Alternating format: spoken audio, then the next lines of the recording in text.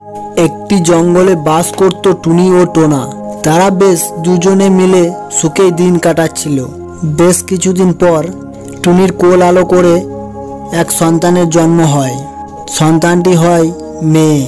টুনি ও টোনা তাদের আদরে মেয়ের নাম রাখে সুইটি। সুইটি নামটা যেমন মিষ্টি, মেয়েটি দেখতেও দারুণ। সুইটি এভাবে মা বাবার আদর পেয়ে বড় হতে লাগলো।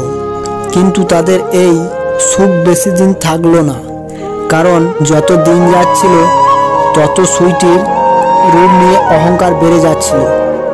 একদিন টোনা ও টুনি যখন ঘুমাচ্ছিল তখন সুইটি বাইরে খেলতে পালায়। আর তখনই একটি ঘটনা ঘটে। ওই পথ দিয়ে একটি কুৎসিত ডাইনি পেরিয়ে যাচ্ছিল, আর সুইটি খেলতে খেলতে তাকে দেখতে পায়। তখন সে ডাইনিটিকে দেখে খুব বিশ্রীভাবে হাসে আর বলে, দেখো ডাইনি মাসি, আমি কি দারুণ দেখতে, আমার গায়ের রং দেখো, আর তোমার এ কি অবস্থা ডাইনি মাসি।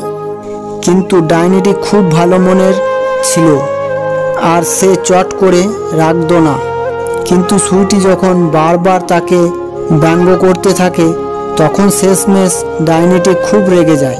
তখন ডাইনিটি বলে, আমি তোকে অভিশাপ দিচ্ছি, তুই যাকে সবচেয়ে ভালোবাসিস সে মারা যাবে 2 দিনের মধ্যে, আর তোর এই রূপ আস্তে আস্তে কাকের মতো কালো হয়ে যাবে। এটা শোনার পর সুইটি খুব ভয় পেয়ে যায় আর সে দৌড়ে বাড়ি চলে আসে এবং সে তার মা বাবাকে সমস্তটা খুলে বলে। আর সব শুনে টুনি বলে, সুইটি, তুমি ভারী অন্যায় করেছো, তাই তুমি এর উপায় বের করবে এবং ডাইনি মাসির কাছে গিয়ে ক্ষমা চাইবে। এই বলে টুনি ও টোনা খাবারের জন্য বাইরে চলে যায়। আর সুইটি নিজের ভুল বুঝতে পারে এবং ডাইনির কাছে যায়। আর ডাইনিটির পা ধরে ক্ষমা চায় আর খুব কান্নাকাটি করে। তার এই কান্নাকাটি দেখে ডাইনিটির রাগ কমে যায় আর বলে, আমি তো আমার অভিশাপ ফিরিয়ে নিতে পারবো না, তবে এর একটা উপায় বলে দিচ্ছি। সেটা হলো এই নে সোনার আপেল গাছ, এটাকে তোর বাড়ির উঠানে গিয়ে লাগিয়ে দেগা। প্রতিদিন এই গাছটিতে 2টি করে আপেল ধরবে, একটা তুই খাবি আর একটা তোর মাকে দিবি। আর হ্যাঁ, ভুলেও যেন অন্য কেউ না খায়। যা, তুই এবার বাড়ি ফিরে যা, সব ঠিক হয়ে যাবে আস্তে আস্তে।